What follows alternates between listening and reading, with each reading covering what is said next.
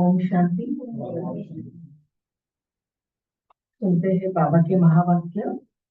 मुरली का सार है, मीठे बच्चे, पहले पहले सबको बाप का सही परिचय देकर गीता का भगवान सिद्ध करो, फिर तुम्हारा नाम बाला होगा।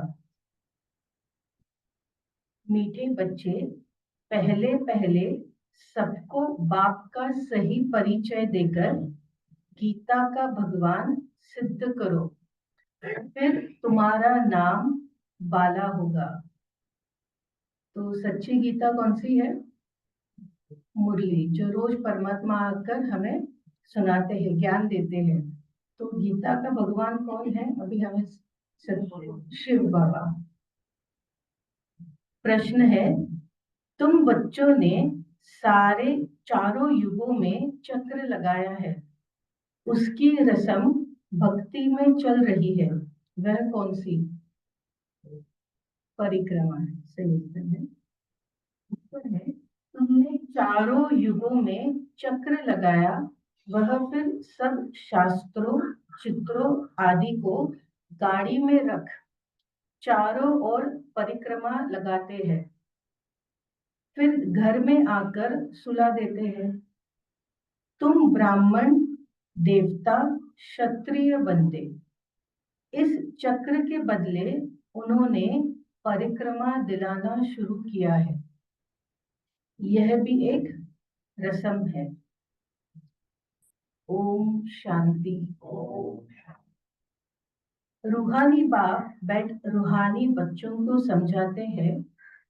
जब कोई को समझाते हो तो पहले यह क्लियर कर दो कि बाप एक है। पूछना नहीं है कि बाप एक है व अनेक है, ऐसे तो फिर अनेक कह देंगे। कहना ही है बाप रचता गॉड फादर एक है, वह सब आत्माओं का बाप है। पहले पहले ऐसे भी नहीं कहना चाहिए कि वह बिंदी है, इसमें फिर मूंछ पड़ते हैं। क्योंकि हम अगर परिचय दे कि परमात्मा बिंदी है तो कहेंगे हमको तो दिखती नहीं है, आत्मा नहीं दिखती, परमात्मा नहीं दिखती। तो बाबा कहते हैं कि ऐसे ही परिचय नहीं देना है। तो उन्हें कैसे युक्ति से परिचय देना है कि सबका पिता कौन है? एक ही परमात्मा। क्योंकि सभी आत्माएं एक ही परमात्मा को याद करते हैं, पर अलग अलग नामों से याद करते हैं। कोई खुदा कहते हैं, कोई अल्लाह कहते हैं, कोई गॉड कहते हैं, कोई परमात्मा, कोई भगवान, पर सभी आत्माओं का पिता एक ही है। वह सब आत्माओं का बाप है। पहले पहले ऐसे भी नहीं कहना चाहिए कि वह बिंदी है, इसमें फिर मूंछ पड़ेंगे। पहले पहले तो अच्छी रीति समझाओ कि दो बाप है, एक है अलौकिक, लौकिक, और दूसरा है पारलौकिक। लौकिक तो हर एक का होता ही है, लेकिन उनको कोई खुदा, कोई गॉड कहते नहीं। लौकिक माना शरीर का पिता। तो शरीर के पिता को हम नहीं कहेंगे कि आप परमात्मा है, आप भगवान है। तो दूसरा पिता कौन सा हुआ? पारलौकिक है। एक ही, सब एक को ही याद करते हैं। पहले पहले यह पक्का निश्चय कराओ कि फादर है स्वर्ग की रचना करने वाला। तो कौन है क्रिएटर सतयुग का? परमात्मा शिव बाबा। वह यहाँ आएंगे स्वर्ग का मालिक बनाने, जिसको शिव जयंती भी कहते हैं। यह भी तुम बच्चे जानते हो, स्वर्ग का रचता भारत में ही स्वर्ग रचते हैं, जिसमें देवी देवताओं का ही राज्य होता है। तो पहले पहले बाप का ही परिचय देना है। उनका नाम है शिव। गीता में भगवानुवाच है ना, पहले पहले तो यह निश्चय कराए लिखा लेना चाहिए। गीता में है भगवानुवाच, मैं तुमको राजयोग सिखाता हूँ, अर्थात नर से नारायण बनाता हूँ। यह कौन बना सकते हैं? जरूर समझना पड़े। भगवान कौन है, फिर यह भी नारायण बनाता हूँ। भगवान कौन है, फिर यह भी समझाना होता है। सतयुग में पहले नंबर में जो लक्ष्मी नारायण है, जरूर वही 84 जन्म लेते होंगे। पीछे फिर और धर्म वाले आते हैं। तो धर्म की स्थापना कौन से युग से शुरू हुई? द्वापर युग से। पीछे फिर और धर्म वाले आते हैं। उन्होंने इतने जन्म हो न सके, क्योंकि जो धर्म स्थापक है और जो द्वापर से धर्म स्थापन हुआ, वो सभी आत्माएं सतयुग त्रेता में नहीं आती हैं। तो बाबा कहते हैं, सतयुग में पहले नंबर में जो लक्ष्मी नारायण है, जरूर वही 84 जन्म लेते होंगे। पीछे फिर और धर्म वाले आते हैं। उन्होंने इतने जन्म हो न सके, पहले आने वालों के ही 84 जन्म होते हैं। जो आत्माएं सतयुग में आती है, त्रेता में आती है, स्वर्ग में आती है, बाबा कहते हैं उनकी 84 जन्म होते हैं। सतयुग में तो कुछ सीखते नहीं, जरूर संगम पर ही सीखते होंगे। तो पहले पहले बाप का परिचय देना है। जैसे आत्मा देखने में नहीं आती है, समझ सकते हैं, वैसे परमात्मा को भी देख नहीं सकते। बुद्धि से समझते हैं वह हम आत्माओं का बाप है। उनको कहा जाता है परम आत्मा, सुप्रीम। वह सदैव पावन है। उनको आकर पतित दुनिया को पावन बनाना होता है। तो क्या कोई मनुष्य आत्मा पतित से पावन बना सकती है किसी को? तो ये कौन बनाता है और किसका गायन है? शिव बाबा परमात्मा। इसीलिए उनको कहते हैं, हे पतित पावन आओ, पतितों को पावन बनाओ। वह सदैव पावन है। उनको आकर पतित दुनिया को पावन बनाना होता है।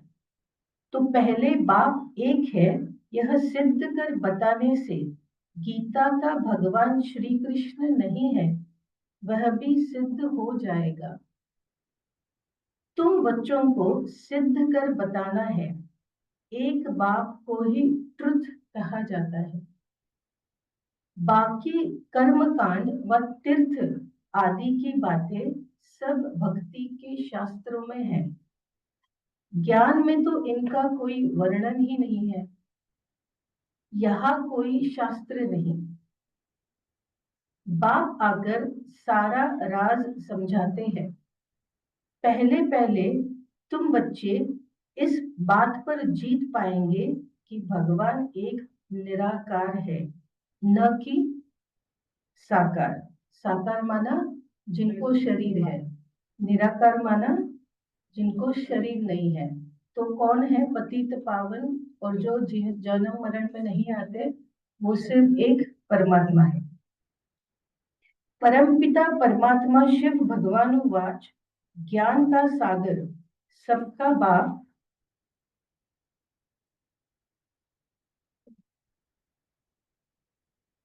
सबका बाप वह है। श्री कृष्ण तो सबका बाप हो नहीं सकता, और किसी को कह नहीं सकता कि देह के सब धर्म छोड़ मामेकम याद करो। श्री कृष्ण हमें क्यों नहीं कह सकते कि मामेकम याद करो, मुझे याद करो, देह के सब धर्म छोड़ो? क्योंकि वो भी देवता है, देहधारी है। वो भी जीवन मरण के चक्कर में आते हैं। श्रेष्ठ आत्मा है, पर उनको भी शरीर धारण करना होता है और जीवन मरण में आते हैं।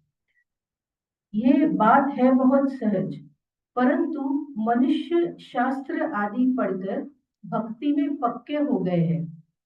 आजकल शास्त्रों आदि को गाड़ी में रख परिक्रमा देते हैं। चित्रों को, ग्रंथ को भी परिक्रमा दिलाते हैं, फिर घर ले आकर सुलाते हैं। बाबा सभी अलग अलग बातें बता रहे हैं भक्ति मार्ग में किस तरह परमात्मा को याद करते हैं। अभी तुम बच्चे जानते हो, हम देवता से क्षत्रिय, क्षत्रिय से वैश्य और वैश्य से शूद्र बनते हैं। यह चक्र लगाते हैं, चक्र के बदले वह फिर परिक्रमा दिलाकर घर में जाए रखते हैं। उनका एक मुकर्रर दिन रहता है जब परिक्रमा दिलाते हैं। तो पहले पहले यह सिद्ध कर बताना है कि श्री कृष्ण भगवानुवाच नहीं, परंतु शिव भगवानुवाच है। शिव ही पुनर्जन्म रहित है। वह आते जरूर है, परंतु उनका दिव्य जन्म है। भागीरथ पर आकर सवार होते हैं। भागीरथ कौन? परमात्मा। किसका आधार लेते? ब्रह्मा बाबा का। पतितों को आकर पावन बनाते हैं। रचता और रचना के आदि मध्य अंत का राज समझाते हैं, जो नॉलेज और कोई नहीं जानते। बाप को आपे ही आकर अपना परिचय देना है। मुख्य बात है कि बाप के परिचय की। वही गीता का भगवान है, यह तुम सिद्ध कर बताएंगे तो तुम्हारा नाम बहुत बाला हो जाएगा। तो ऐसा पर्चा बनाकर उसमें चित्र आदि भी लगाकर फिर एरोप्लेन से गिराने चाहिए। ये तो बहुत ही सुंदर सेवा है। और कल की हमारी कौन सी नई सेवा थी? रिक्शा के पीछे हुड लगा के हमें वो परमात्मा का परिचय देना है। और क्या था सर्विस का प्लान कल का? कि न्यूज़पेपर्स में भी हम वही बड़े बड़े पैम्पलेट्स बना के बाबा का इस तरह से सभी को परिचय दें।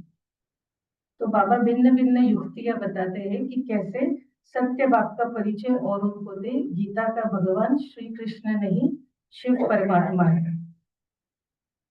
बाप मुख्य मुख्य बातें समझाते रहते हैं। तुम्हारी मुख्य एक बात में जीत हुई तो बस तुमने जीत पाई। इसमें तुम्हारा नाम बहुत बाला हुआ है, इसमें कोई खिटपिट नहीं करेंगे। यह बड़ी क्लियर बात है। बाप कहते हैं मैं सर्वव्यापी कैसे हो सकता हूँ? मैं तो आकर बच्चों को नॉलेज सुनाता हूँ। पुकारते भी हैं आकर पावन बनाओ, रचता और रचना का ज्ञान सुनाओ।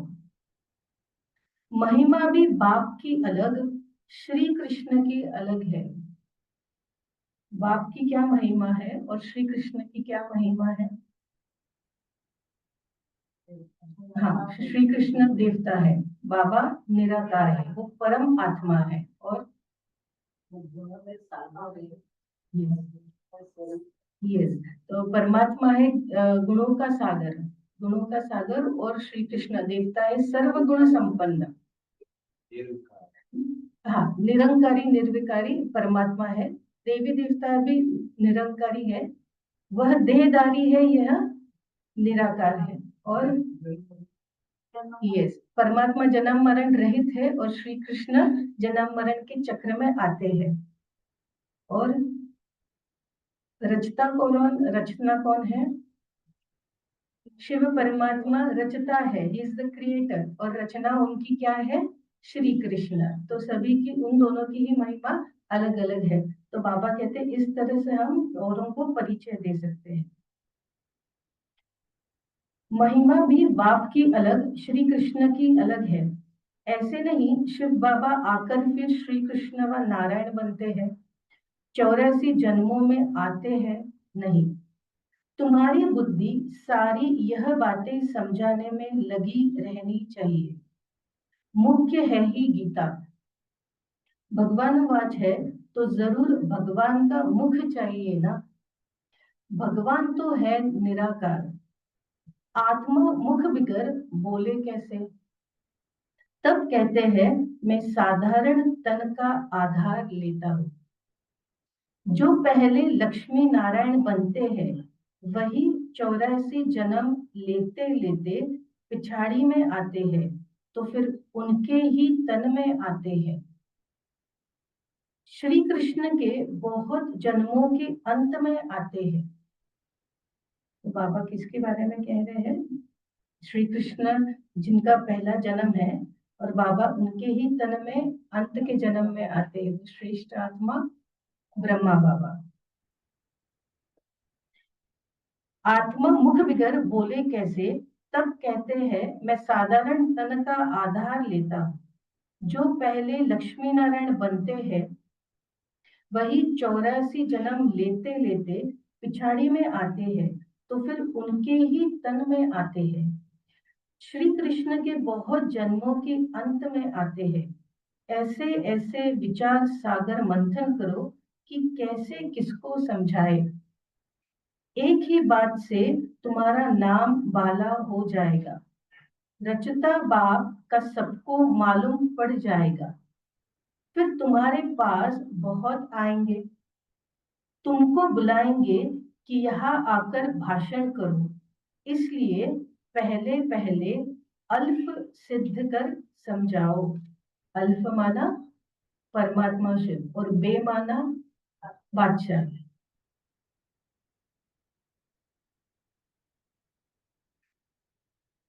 एक ही बात से तुम्हारा नाम बाला हो जाएगा। रचता बाप का सबको मालूम पड़ जाएगा। फिर तुम्हारे पास बहुत आएंगे, तुमको बुलाएंगे कि यहाँ आकर भाषण करो। इसलिए पहले पहले अल्प सिद्ध कर समझाओ। तुम बच्चे जानते हो बाप से हम स्वर्ग का वर्षा ले रहे हैं। बाबा हर 5000 वर्ष बाद भारत में ही भाग्यशाली रथ पर आते हैं। यह है सौभाग्यशाली जिस रथ में भगवान आकर बैठते हैं। कोई कम है क्या? भगवान इनमें बैठ बच्चों को समझाते हैं कि मैं बहुत जन्मों के अंत में इसमें प्रवेश करता हूँ। श्री कृष्ण की आत्मा का रथ है ना, वह खुद श्री कृष्ण तो नहीं है, बहुत जन्मों के अंत का है। हर जन्म में फीचर्स, ऑक्यूपेशन आदि बदलता रहता है। बहुत जन्मों के अंत में जिसमें प्रवेश करता हूँ वह फिर श्री कृष्ण बनते हैं। आते हैं संगम युग में। हम भी बाप का बनकर बाप से वर्षा लेते हैं। बाप पढ़ाकर साथ ले जाते हैं और कोई तकलीफ की बात नहीं। बाप सिर्फ कहते हैं मामेकम याद करो, तो यह अच्छी रीति विचार करना चाहिए कि कैसे कैसे लिखे। यही मुख्य मिस्टेक है जिस कारण ही भारत अनराइटियस, इररिलीजियस, इनसॉल्वेंट बना है। बाप फिर आकर राजयोग सिखलाते हैं, भारत को राइटियस सॉल्वेंट बनाते हैं, सारी दुनिया को राइटियस बनाते हैं। उस समय सारे विश्व के मालिक तुम ही हो। कहते हैं ना, wish you long life and prosperity. बाबा आशीर्वाद नहीं देते हैं कि सदा जीते रहो। यह साधु लोग कहते हैं अमर रहो। तुम बच्चे समझते हो अमर तो जरूर अमरपुरी में होंगे, मृत्यु लोक में फिर अमर कैसे कहेंगे? तो बच्चे अब मीटिंग आदि करते हैं तो बाप से राय पूछते हैं। बाबा एडवांस राय देते हैं, सब अपनी अपनी राय लिख भेजे, फिर भल इकट्ठे भी हो। राय तो मुरली में लिखने से सबके पास पहुंच सकती है। 2-3 हजार खर्चा बच जाए। इन 2-3 हजार से तो 2-3 सेंटर खोल सकते हैं। गांव गांव में जाना चाहिए चित्र आदि लेकर। तुम बच्चों का जास्ती इंटरेस्ट सूक्ष्म वतन की बातें में नहीं होनी चाहिए। ब्रह्मा विष्णु शंकर आदि चित्र है तो इस पर थोड़ा समझाया जाता है। इन्हों का बीच में थोड़ा पार्ट है। तुम जाते हो, मिलते हो, बाकी और कुछ है नहीं, इसलिए इसमें जास्ती इंटरेस्ट नहीं लिया जाता है। यह आत्मा को बुलाया जाता है, उनको दिखाते हैं। कोई कोई आकर रोते भी है, कोई प्रेम से मिलते हैं, कोई दुख के आंसू बहाते हैं। यह सब ड्रामा में पार्ट है, जिसको चिटचैट कही जाए। वो लोग तो ब्राह्मण में कोई वो लोग तो ब्राह्मण में कोई की आत्मा को बुलाते हैं, फिर उनको कपड़ा आदि पहनाएंगे। अब शरीर तो वह खत्म हो गया, बाकी पहने का कौन? तुम्हारे पास वह रस्म नहीं है, रोने आदि की तो बात ही नहीं। तो ऊंचते ऊंच बनना है, वह कैसे बने? जरूर बीच में संगम युग है, जब पवित्र बनते हैं। तो बाबा कहते सतयुग त्रेता द्वापर कलयुग उतरते उतरते सभी पतित बन गए हैं। तो अगर कलयुग से सतयुग में जाना है तो वो ट्रांजिशन पीरियड कौन सा है? संगम युग। इसीलिए कहते हैं पुरुषोत्तम संगम युग। आत्मा जो पुरुष है वो उत्तम बनने का युग है, पुरुषोत्तम संगम युग। जरूर बीच में संगम युग है जब पवित्र बनते हैं। तुम एक बात सिद्ध करेंगे तो कहेंगे यह तो बिल्कुल ठीक बताते हैं। भगवान कभी झूठ थोड़े ही बता सकते हैं। फिर बहुतों का प्यार भी होगा, बहुत आएंगे। समय पर बच्चों को सब पॉइंट्स भी मिलती रहती है। पिछाड़ी में क्या क्या होना है वह भी देखेंगे। लड़ाई लगेगी, बॉम्ब्स छूटेंगे। पहले मौत है उस तरफ, यहाँ तो रक्त की नदियां बहनी है, फिर घी दूध की। पहले पहले दुआ विलायत से निकलेगा, डर भी वहां है। तो मेरे ख्याल से अभी हम वो सीन देख ही रहे रोज ही देख रहे हैं और अलग अलग न्यूज आ रहे हैं। पहले पहले दुआ दुआ विलायत से निकलेगा, डर भी वहां है। कितने बड़े बड़े बॉम्ब्स बनाते हैं, क्या क्या उसमें डालते हैं जो एकदम शहर को खलास कर देते हैं। यह भी बताना है किसने स्वर्ग की राजा स्थापन की। हेवनली गॉड फादर जरूर संगम पर ही आते हैं। तुम जानते हो अभी संगम है। तुमको मुख्य बात समझाई जाती है, बाप के याद की, जिससे ही पाप कटेंगे। भगवान जब आया था तो कहा था मामेकम याद करो तो तुम सतो प्रधान बन जाएंगे, मुक्ति धाम में जाएंगे। फिर पहले से लेकर चक्र रिपीट होगा। डिटिज्म, इस्लामीज, बुद्धिज्म। तुम स्टूडेंट की बुद्धि में यह सारी नॉलेज होनी चाहिए। खुशी रहती है हम कितनी कमाई करते हैं। यह अमर कथा अमर बाबा तुमको सुनाते हैं। तुम्हारे अनेक नाम रख दिए हैं। मुख्य पहले पहले डिटिज्म, फिर सबकी वृद्धि होते होते झाड़ झाड़ बनता जाता है। अनेक अनेक धर्म, अनेक मतें हो जाती है। यह एक धर्म का श्रीमत से स्थापन होता है, द्वैत की बात नहीं। यह रूहानी नॉलेज रूहानी बाप बैठ समझाते हैं। तुम बच्चों को खुशी में भी रहना चाहिए। तुम जानते हो बाप हमको पढ़ाते हैं। तुम अनुभव से कहते हो कि यह शुद्ध अहंकार रहना चाहिए। यह शुद्ध अहंकार रहना चाहिए कि भगवान हमको पढ़ा रहे हैं। और क्या चाहिए? जबकि हम विश्व के मालिक बनते हैं तो खुशी क्यों नहीं रहती? या निश्चय में कहाँ संशय है? बाप में संशय नहीं लाना चाहिए, माया संशय में लाकर भुला देती है। बाबा ने समझाया है, माया आंखों द्वारा बहुत धोखा देती है। अच्छी चीज देखेंगे तो दिल बित बित करेगी, खाए। आंखों से देखते हैं तब क्रोध आता है, मारने लिए। देखे ही नहीं तो मारे कैसे। आंखों से देखते हैं तब लोभ मोह भी होता है।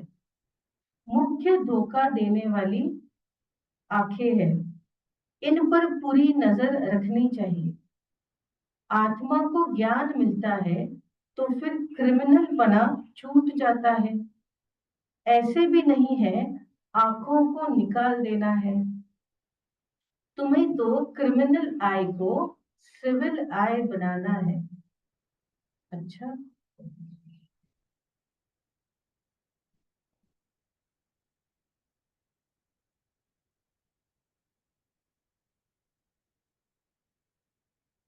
मीठे मीठे सिकरे रहे बच्चों प्रति माँ पिता गुड मॉर्निंग। रूहानी बाप की रूहानी बच्चों को नमस्ते। हम रूहानी बच्चों की रूहानी बाप दादा को प्यार प्यार गुड मॉर्निंग और नमस्ते। वाह बाबा वाह, शुक्रिया बाबा शुक्रिया।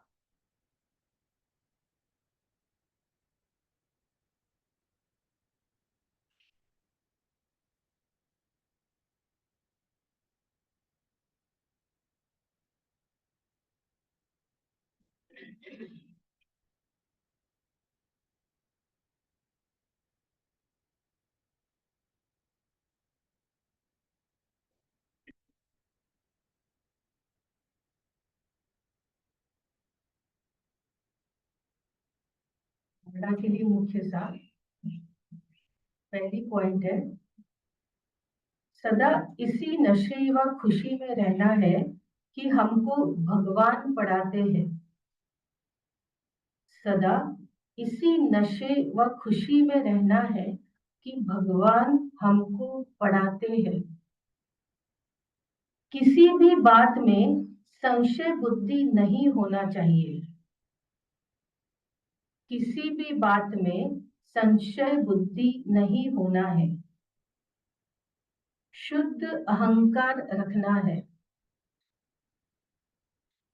शुद्ध अहंकार रखना है।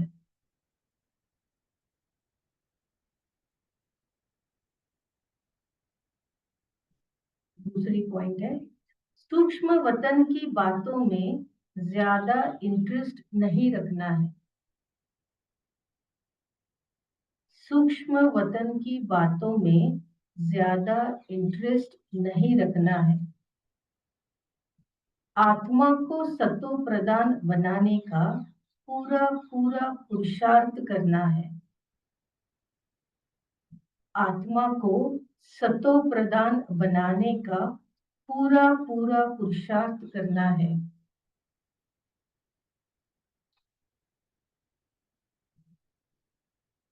आपस में राय कर सबको बाप की सही पहचान देनी है। आपस में राय कर सबको बाप की सही पहचान देनी है।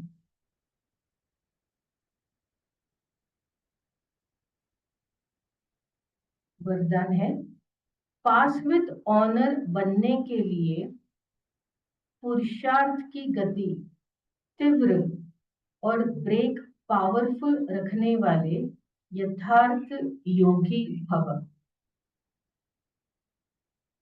पास विद ऑनर बनने के लिए पुरुषार्थ की गति तीव्र और ब्रेक पावरफुल रखने वाले यथार्थ योगी भव।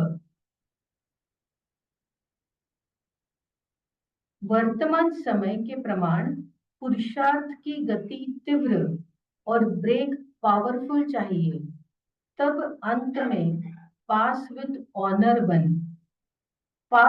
ऑनर बन सकेंगे।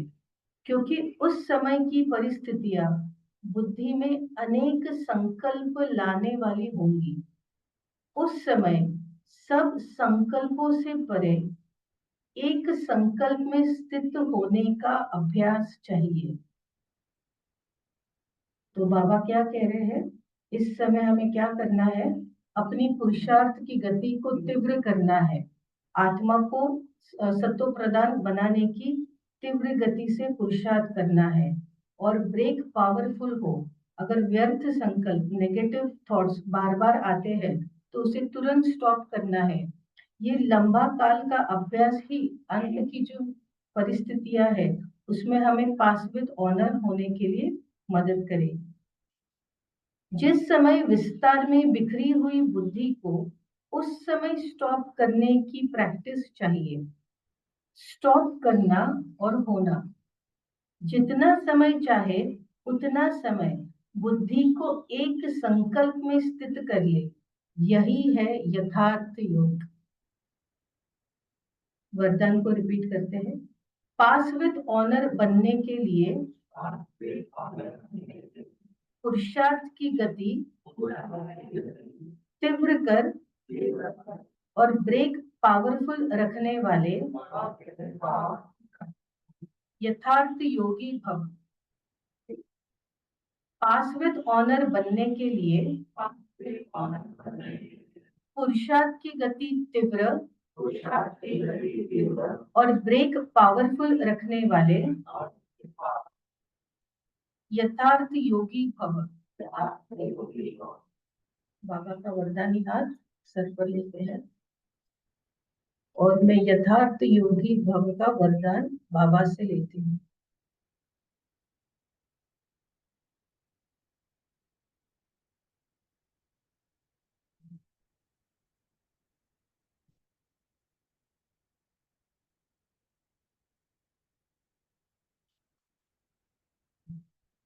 आज का स्लोगन है, आप ओबीडियंट सर्वेंट हो इसलिए अलमस्त नहीं हो सकते।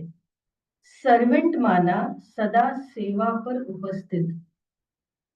आप ओबीडियंट सर्वेंट हो इसलिए अलमस्त नहीं हो सकते। सर्वेंट माना सेवा पर उपस्थित।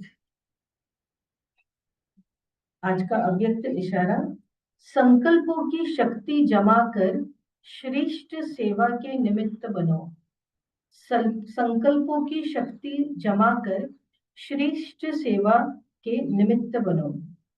जैसे इंजेक्शन द्वारा ब्लड में शक्ति भर देते हैं, ऐसे आपका श्रेष्ठ संकल्प इंजेक्शन का काम करेगा। संकल्प द्वारा संकल्प में शक्ति आ जाए। अभी इस सेवा की बहुत आवश्यकता है। स्वयं की सेफ्टी के लिए भी शुभ और श्रेष्ठ संकल्प की शक्ति और निर्भयता की शक्ति जमा करो, तभी अंत सुहाना और बेहद के कार्य में सहयोगी बन बेहद के विश्व के राज्य अधिकारी बन सकेंगे। तो बाबा ने कौन से 3 शक्तियों पर अटेंशन दिलवाया? एक तो शुभ संकल्पों का, दूसरा श्रेष्ठ संकल्पों का और तीसरा निर्भयता की शक्ति। इन 3 शक्तियों से हम अंत का जो सीन है वो बाबा कहते हैं सुहाना होगा और हमारा जो बेहद की सेवा है इस कार्य में हम सभी सहयोगी बन सकते हैं और इससे क्या होगा, हम विश्व के राजाई के अधिकारी बन सकते हैं। मुरली का सार है, मीठे बच्चे पहले पहले सबको बाप का सही परिचय देकर गीता का भगवान सिद्ध करो, फिर तुम्हारा नाम बाला होगा। प्रश्न है, तुम बच्चों ने चारों युगों में चक्र लगाया है, उसकी रस्म भक्ति मार्ग में चल रही है, वह कौन सी? उत्तर है, तुमने चारों युगों में चक्र लगाया, वह फिर सब शास्त्रों में चित्रों आदि को गाड़ी में रख चारों ओर परिक्रमा लगाते हैं, फिर घर में आकर सुला देते हैं। तुम ब्राह्मण सो देवता, क्षत्रिय वैश्य बनते हो। इस चक्र के बदले उन्होंने परिक्रमा दिलाना शुरू किया। यह भी रस्म है। अच्छा, ओम शांति। मुरली के पॉइंट को रिपीट करेंगे, एक एक पॉइंट बताएंगे। आज बाबा ने पूरी मुरली पर एक बात को बहुत एम्फसाइज किया है, गीता का भगवान कौन है, तो उनका परिचय देना है और बाबा का सत्य परिचय देना है। हमारे कौन दो पिता है, एक अलौकिक और एक पारलौकिक। और बाबा ने आज मुरली में श्री कृष्ण की महिमा अलग और शिव परमात्मा की महिमा अलग है, ये बताया। और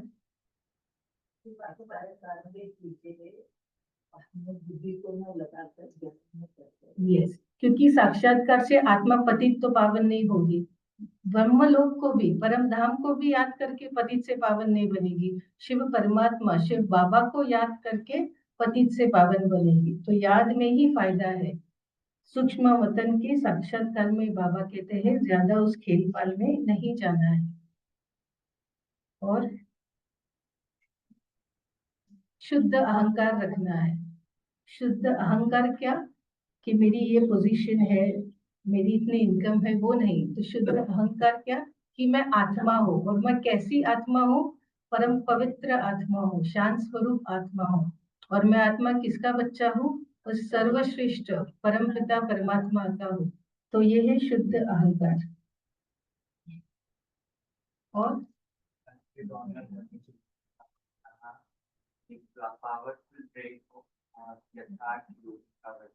यस, यथार्थ योगी हम कब बन सकते हैं, जब हम तीव्र पुरुषार्थ करेंगे और हमारे संकल्पों को इमीडिएटली स्टॉप करेंगे, तो हम पास विद ऑनर बनेंगे। और वो यस, संकल्पों की शक्ति जितनी हम जमा करेंगे उतनी ही हम शक्तिशाली होते जाएंगे। और संकल्प भी कैसे चाहिए, श्रेष्ठ चाहिए और शुभ चाहिए, खुद के लिए भी और औरों के लिए भी। उसी से आत्मा की ताकत बढ़ेगी, अंत सुहाना होगा। अंत की सीन सीनरी हमें देखने के लिए हमें ताकत होगी। वैसे भी बाबा कहते हैं कि अगर स्थिति अच्छी होगी तो अंत में एक तरफ लड़ाई होगी, पुण्य नामक खेल होगा, और दूसरी तरफ बाबा हमें सतयुग का साक्षात्कार कराएंगे।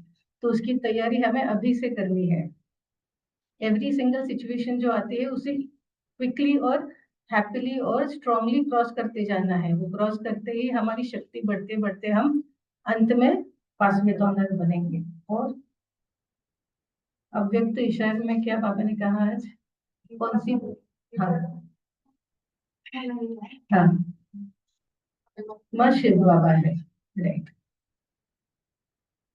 और अव्यक्त इशारे में बाबा ने कौन सी 3 शक्तियां बताई जो अभी हमने रिपीट की, शुभ संकल्प, श्रेष्ठ संकल्प और निर्भयता की शक्ति। उसको जमा करेंगे तो हम पास में तो ऑनर होंगे, अंत सुहाना होगा और विश्व के राज्य अधिकारी हम बच्चे बन जाएंगे। अच्छा, ओम शांति। बाबा की याद में बैठे हैं थोड़ी।